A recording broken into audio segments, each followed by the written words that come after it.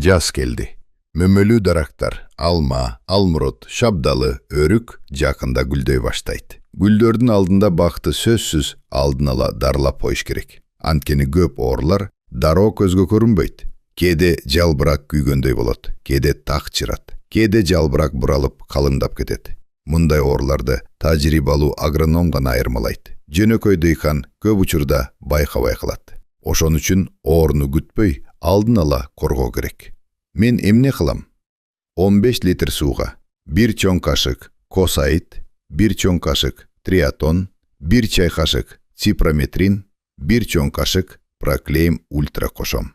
Бул аралашма жалбыракта да, такта да, күйгөндөй болгон ооруга да, грибокко да, курт кумурскага да каршы иштейт. Косаидди бүтүр ача электе, гүл алдында жана гүлдөп бүткөндөн кийин чачам. Бакты ылдыйдан өйдө чейин толук жаап чачыш керек. 7 күндөн кийин сөзсүз кайра кайтала. Андан кийин агасол 21-21-21 берсең, бак күч алып өзүнө келет. Эң башкысы балам, оорну күтпө. Алдын ала иш кылсаң, түшүмүң сак болот.